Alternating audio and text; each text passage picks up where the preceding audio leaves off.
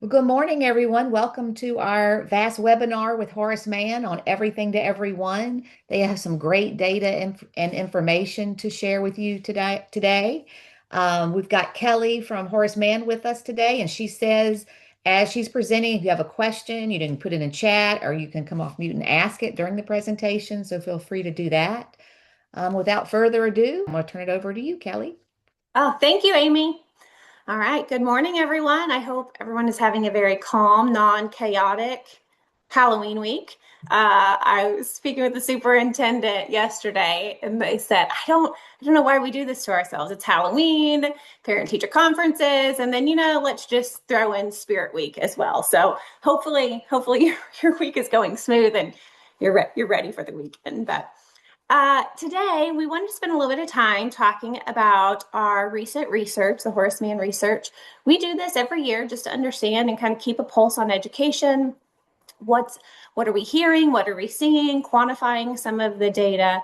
And really, the theme for this research this year was all around what teachers are saying about culture, climate, and the pressure that they're under. So we wanted to spend a little bit of time today sharing with you some of the insights. I do think it's a good idea just to always come back and share like a little bit about Horace Mann, who we are, kind of why we do what we do. I'm sure many of you are very familiar with Horace Mann. We've been working with many school districts, many educators, school district leaders for many years. I myself, as Amy said, my name's Kelly. I always introduce myself as Kelly Rui. I'm from St. Louis, so it's an easy way for you to remember the last name. But I'm actually a former educator. I taught for 5 years in North Carolina.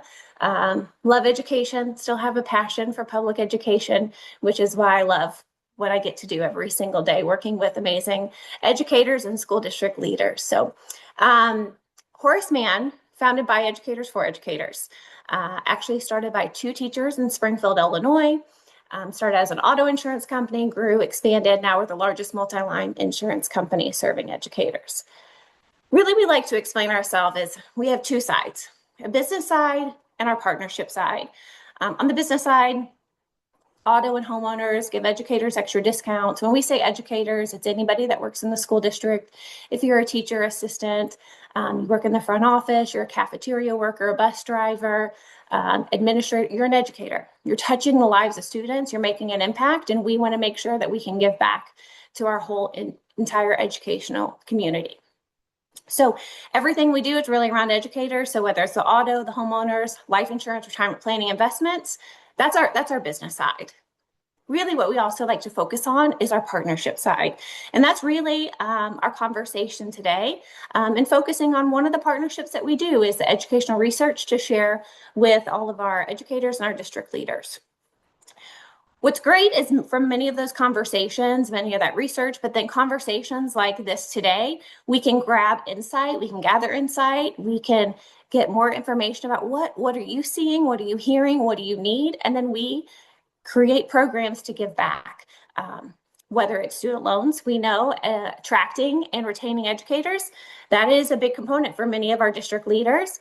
We also know student loan debt, that is a component that really is making educators think about leaving the profession.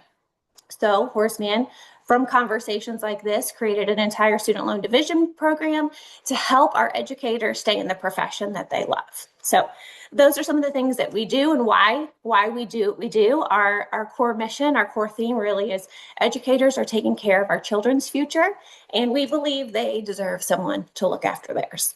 One of the things that we're also really proud of, every year, once a year, we go to Washington, D.C., we go to Capitol Hill.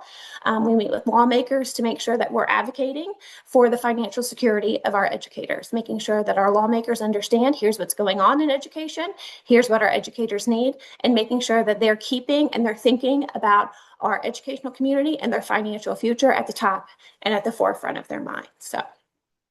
Okay, so let's kind of dig into some of the data, some of the research. One of the things that I think is really, really important for us to understand is what is going on in the educator world, specifically in the teacher world. What are some of those issues? What are some of the challenges that we see and hear and feel from our educators? For example, if we think about educator financial issues, some of the things that we hear, student loan debt, That's a big one. Not making enough money to pay off their student loan debt. Uncertainty about some of the federal programs. How do they work? Are they staying? Are they leaving? Lots of uncertainties about pension, Social Security. How does that work? Is it still going to be there? How does that work with my state retirement system? And really just understanding kind of all of those retirement planning options. How do they fit together? And if we dig into a topic like that and understand, okay, here's some of the things that we're hearing from our teachers specifically. Okay, how does that also impact our school districts? And not kind of looking at it in a silo, but saying, hey, these things can have a ripple effect. If we know that these are some of the things that educators are facing, it also has an impact on our school districts being able to attract and then retain those educators. It can also have an impact on morale. We also know that if educators don't understand how they can think about their financial future, maybe they don't get to retire when they want to. Maybe they have to stay in the profession because they have to, not because they want to, which can create constraints on the school district because the employees are working later in life, higher benefit costs. So really it's we try to look at this as a holistic view to say, what is it that we can do to help support our school districts? Okay. So here's just kind of a snapshot of some of the research that we've done since 2020. Again, Amy said that you'll get this presentation so you can look at it. If there is one of these that's out there that you want more information on, I can, you can email me. I can send you the link, any of the supporting documents. But really, this is where we started to say, let's dig in a little bit deeper. You can see student loan debt. Those were a couple of topics. Then what was the hidden impact of COVID-19, closing the learning gap, financial stress, and then where we are today is everything to everyone and the stress that does cause. So 2 years ago, when we had our 2023 research, we did start asking this question. In the next 3 years, do you think you will leave the education profession? Our survey is made up of public K-12 educators from across the country. So when we asked that question, the response was a third said in the next 3 years, we're leaving education. And then another third said in the next 3 years, we're thinking about leaving education.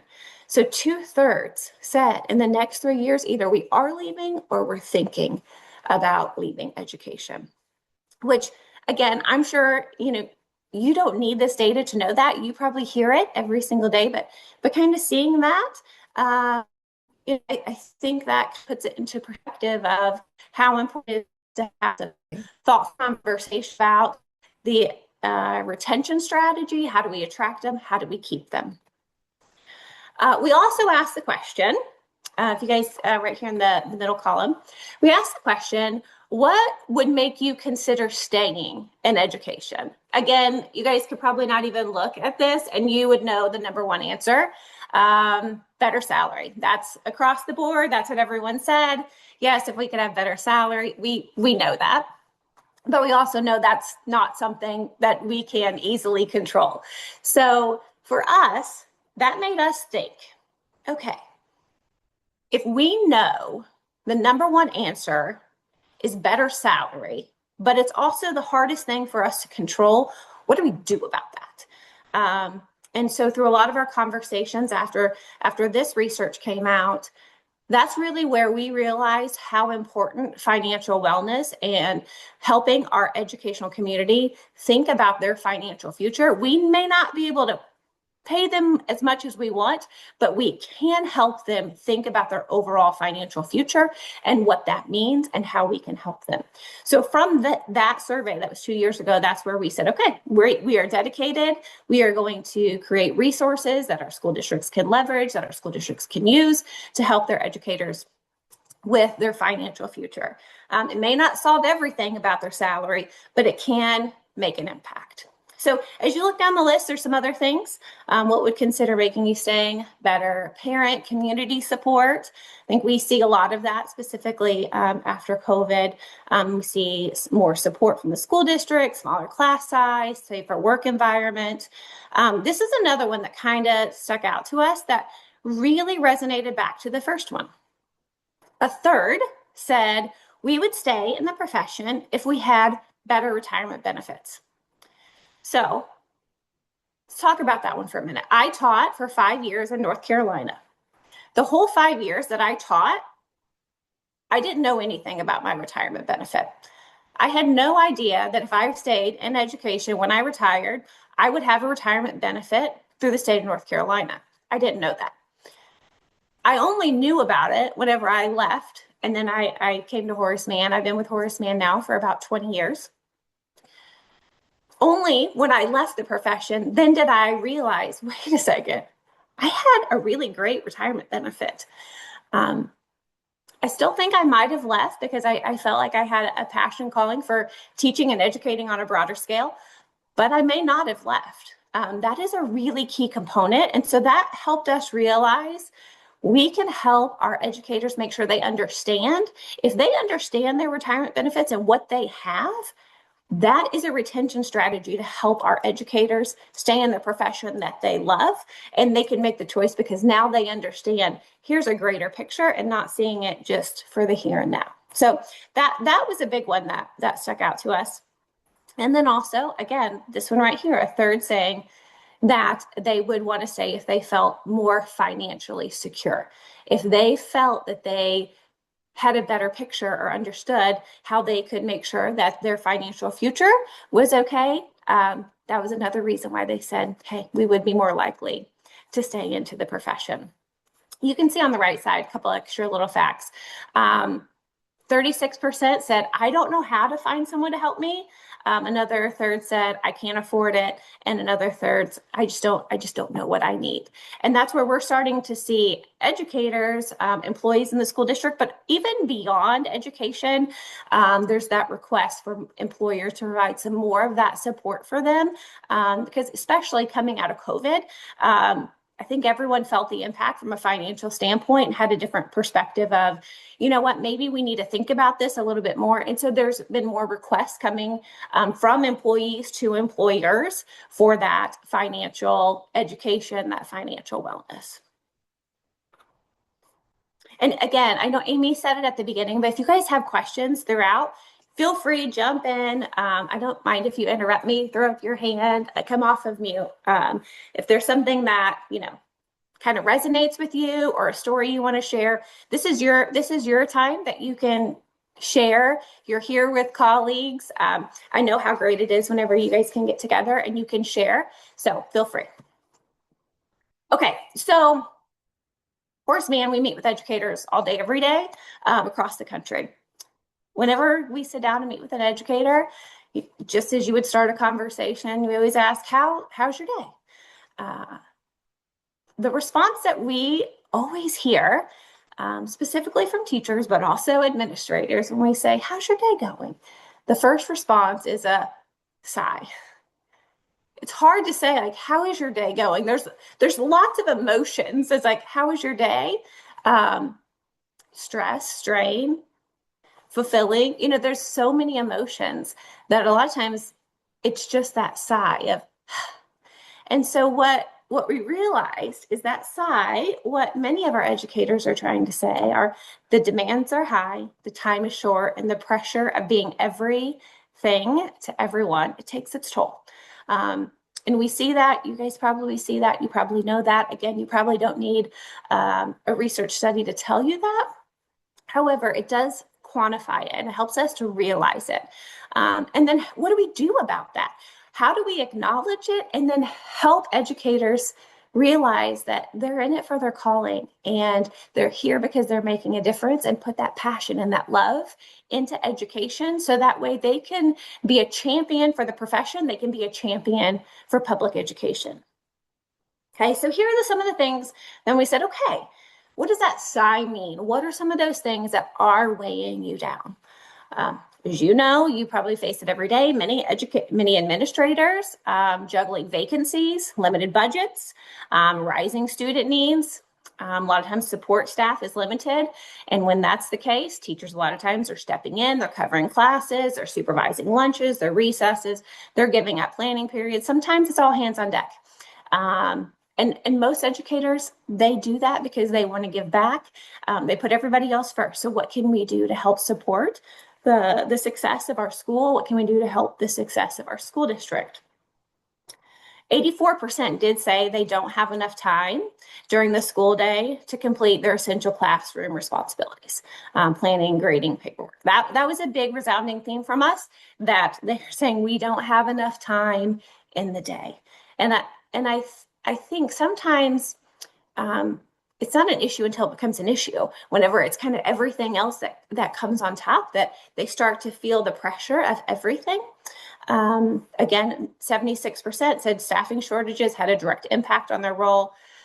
Again, going back to the question that I shared, the first piece of data, are you considering leaving the profession in the next 3 years?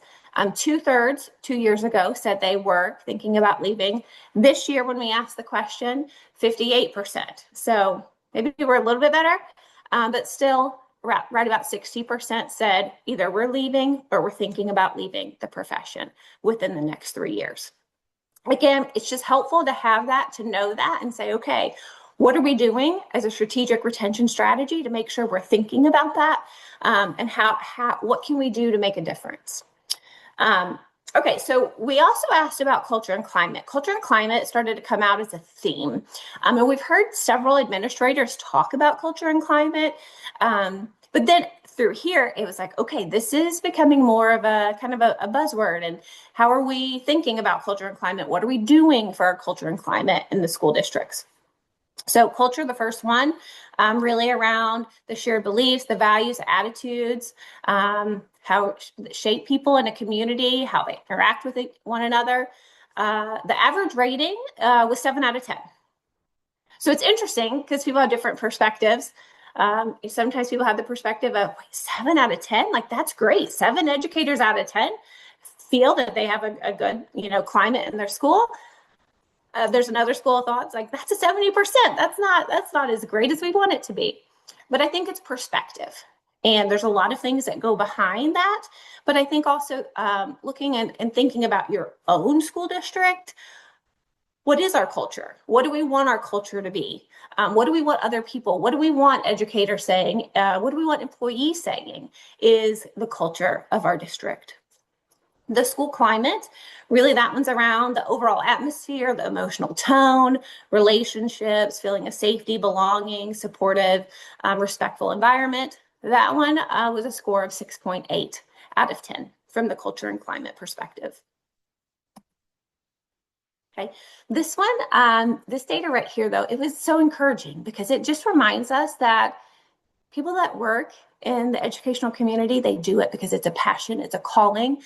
They're stressed. You're stressed. Everybody is overworked. We know there's more and more pressures now, but we are still in it because we love what we do. So these were some of the great positive things that we also heard.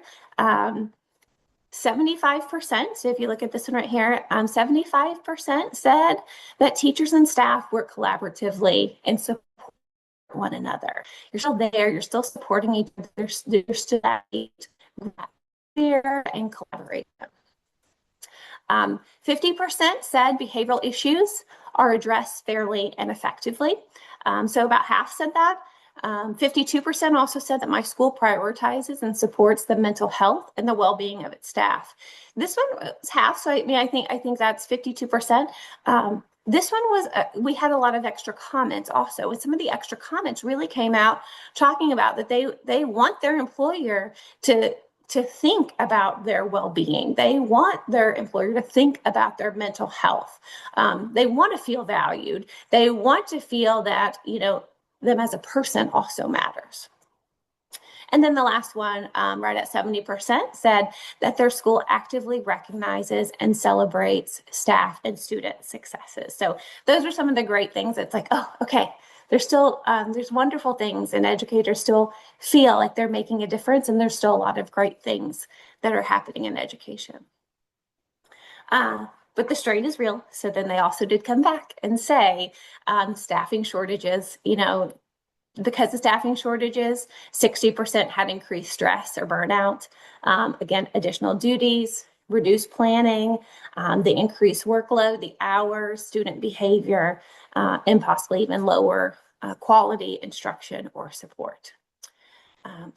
There was a whole section really that came out about student behavior. So I'm sure you were seeing that, but overwhelmingly 82% said the pandemic had a lasting negative impact on student behavior. And the survey echoes those sentiments. More than a third said that student behavior has worsened over the past year. And again, I think we know that, but then when you see it, it's like, okay, do we have a plan? What are we doing about that? How can we, incorporate the community? How can we empower our students? What can we do to help our educators, our entire school district to think about this, to how can we help support a big piece that we know is also impacting the overall climate culture of the school district. And again, from that came out many classroom disruptions, disrespect, rowdiness, electronic devices being in the classroom. Those were some of the contributing factors to the pieces about student behavior. A couple of things that did come out, a couple of key pieces of, hey, here are some things that are working. Putting in some district-wide recognition programs. Somebody did share, they did a kind of a baseball theme for the school district about stepping up to the plate, taking responsibilities, taking up to the plate, being kind, thinking about what is it that the school district really needed to improve upon and make sure that that was a core focus area. So they would do it with recognition game balls. Whenever somebody did something, they stepped up to the plate, the student received a recognition game ball. The teachers, the employees received a recognition game ball. So they try to incorporate everybody, have some fun.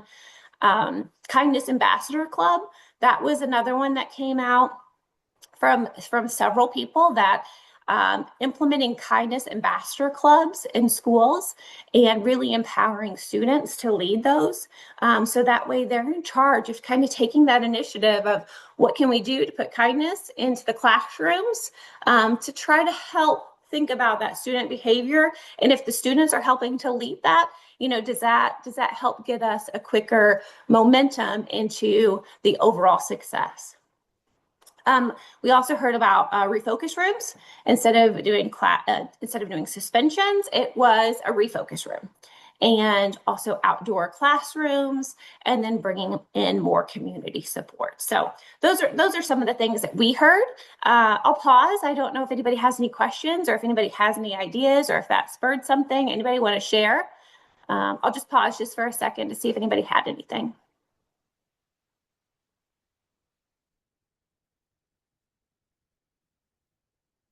Okay, you guys think about that, because there may be something that you want to share. I always tell people also, it's good to brag on yourself. If you have a good idea, let's share it with other people. Okay. Okay, here's some other things that we heard from educators. Here's what teachers specifically say that they need.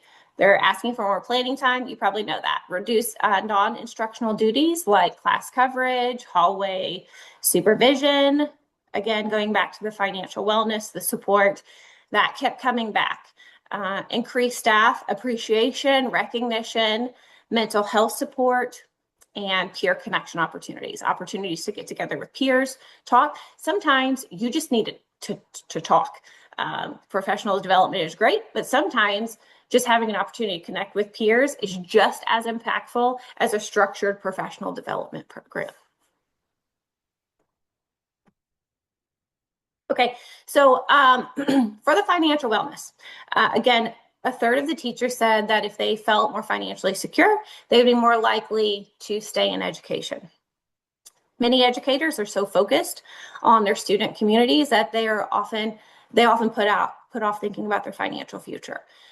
It's also very interesting. I'm fortunate that I get to work very closely with the National Superintendents Association, and we do a lot with financial wellness for our administrators also, because again, you also put everybody else first.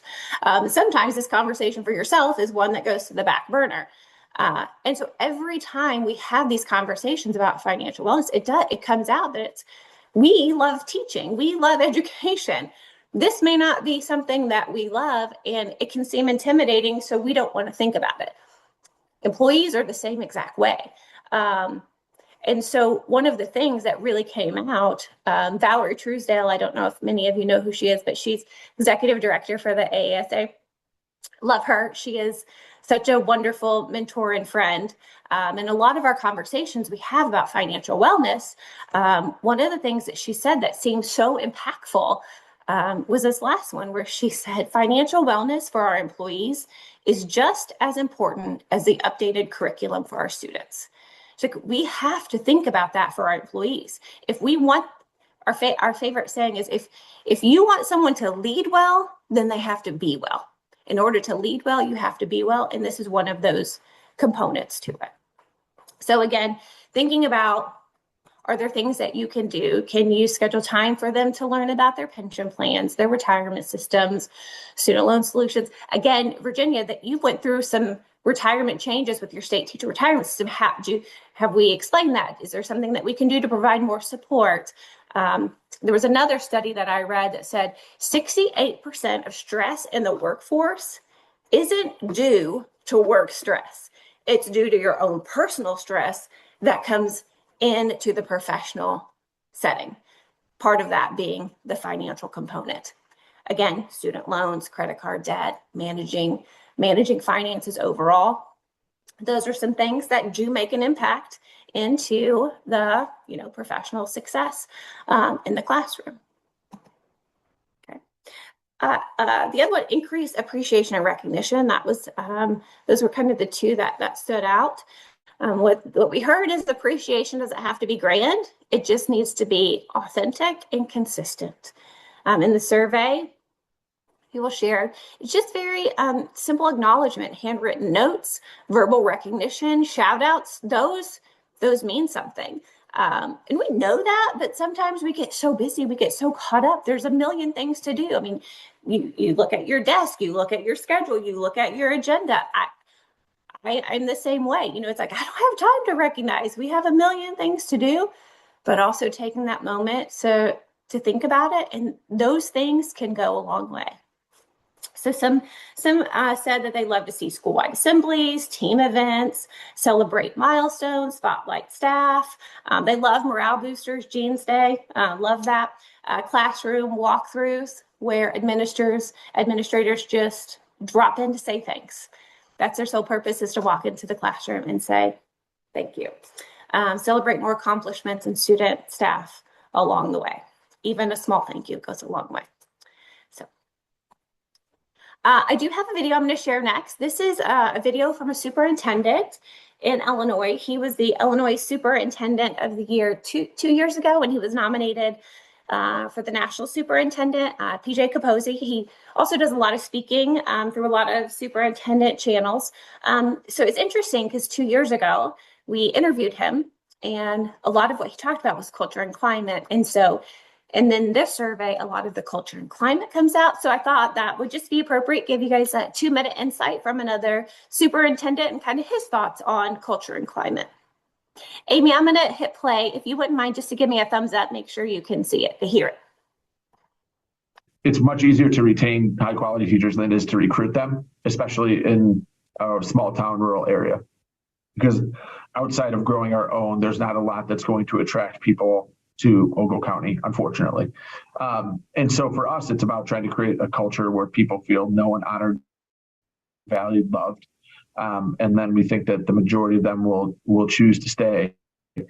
To relate it back to the financial aspect of it, if you go into education for the financial aspect, then you made a pretty poor decision, right? Like commensurate education is going to get you a dramatically different yield in almost every other industry. So I think money becomes an issue when it becomes an issue, right? Like, so it's not ever the primary. It's, I'm overworked, I'm tired, there's no end in sight because I'm, covering classes left and right. My class is now 40 because they don't have another teacher in second grade. They're not now paying me enough for this, right? When things are rolling, you got a class size of 22, you feel fully supported, then you're like, well, of course I'm not getting paid much, but I chose to do this. It's my calling. It's when the other things start to add on that I think people start to look at the financial and be like, oh, I need more money to do this level of work. Culture for me is the way we do business. Climate's the way it feels. So climate is going to ebb and flow. Like late January to early February, the climate goes down in every building in America, just about, right? People are getting to work when it's dark, leaving when it's dark. It's the doldrums, it's the dark days. So we'll institute a ton of like Taco Tuesdays and random stuff like that. That's not changing the culture. That's not making people stay. That's just trying to keep the mood up.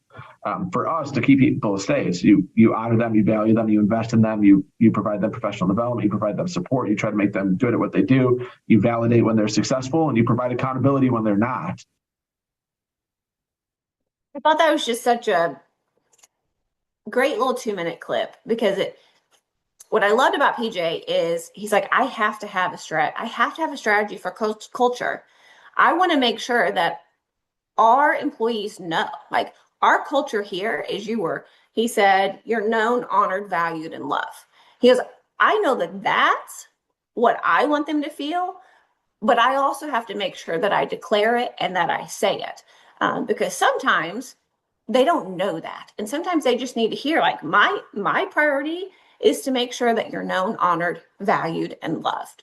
Kind of at the end, we talked about you honor them, you value them, you provide accountability, you do all of those things. And he's like, I tell them that, like, that's what he shares regularly. So that way he is developing the culture that he wants, but also being mindful of the climate. There are times where the climate, for whatever reason, maybe there's something that happened to the school. Maybe there's something that hit the news that we didn't really want it to hit the news. That can make the climate go down depending on the time of the school year. That can also make the climate go down a little bit. So being mindful of that, and are there some things that we can do to ramp up the appreciation and recognition during those times? So again, so here's where I would tell you to good opportunity for just some reflection, to think about, what is the strategy for your culture and climate? Do you have a strategic culture and climate plan? What are you thinking about? Are you doing something? And then, are we communicating it? Are we sharing that? One of the things that we do really well is implementing things. One of the things that we don't do very well is telling our story. So sometimes that's where it's like, you have to think about both sides. What are we doing? And then how are we telling the story? The other one, retention strategy. What is that purposeful retention strategy? What are you doing to get them in the door? What are you doing to keep them? Which can be a variety of different things, but also making sure that the employees of the school district understand, here's our retention strategy. You are known, you are honored, you are valued, you are loved. And here are the things that we're doing on purpose to make sure you know that, to make sure that you're staying with us. And again, that third bucket, which I think all three of these kind of play in with each other, financial wellness. We know it, we hear it, they're saying it. What are we doing, and how can we make sure that we're supporting their entire financial future? It is important if they're contributing to their retirement plan. It is important if they understand how the retirement system works. It is important that they're thinking about that before they turn in their retirement paperwork. Because sometimes what happens is they get ready to retire, and they go to a retirement session, and they understand, and they say, well, I can't retire. I have to stay because I have to, not because I want to. And so not waiting until that moment, but kind of giving them that overall, here's what we're doing to support you. Again, if you want to lead well, you have to be well. And that's kind of one of the messages that we talk about quite often. Teachers, educators, anybody that's in the school district, they're the heart of every school. They carry not just the academic responsibilities, but also the emotional and culture weight of the building. Our commitment is strong, but sometimes our capacity is limited. And so I think thinking about those three key components just helps us take a moment to pause, to reflect.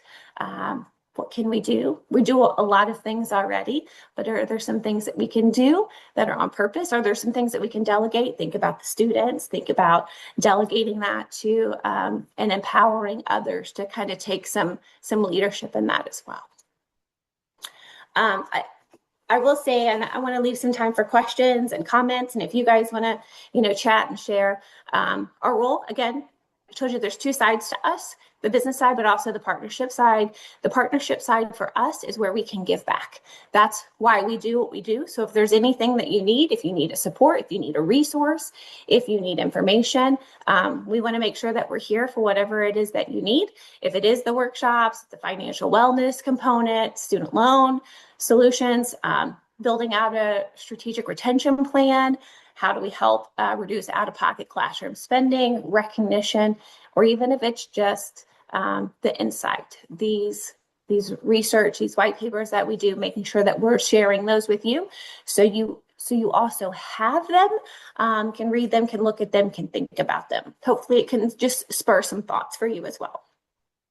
I do want to share a couple other things that just came from some of our conversations. Some strategic partnerships. We are really trying to think about how we can go a little bit deeper. So earlier in the year, I was in Washington, D.C. with AASA, and it was right after we weren't sure if we were getting funds released from the federal budget. And there were a lot of concerns about what is happening to our funding. There are some things that could be cut. We had a lot of stress that as district leaders we were feeling with that uncertainty. One of the things that came out in those conversations when we were with AASA is professional development. That is something that there may not be enough funding, or that may be something that is on the docket that we don't receive as much funding for. We also know how important professional development is. So Horace Mann, we said, okay, if we know that could be a concern, what can we do? So Crayola, we just recently partnered with Crayola. We're creating an entire professional development program that we can give to our school districts. We can say, hey, if this is something that you need, here's some professional development opportunities that you can take. We can present, we can leverage. So that way it hopefully can take a little bit of stress off your plate. If there's something that you realize, like, hey, this could be a gap, and if there's a way that we could provide resources to fill it, that's what we want to do. So if you guys ever have ideas too, and say, hey, we need to think about this, that's where we want to make sure that you think of us as a partner. And if there's anything that we can do to support you, we want to make sure that we do that. Yeah. So it was great spending some time with all of you. Amy's going to send the slides out so that way you have those. My contact information is in the back. If you guys ever have any questions, feel free to reach out. So yeah, no, it was great conversation. So I hope everyone has a wonderful, peaceful rest of the day today, and hopefully tomorrow is very, very calm for all of you.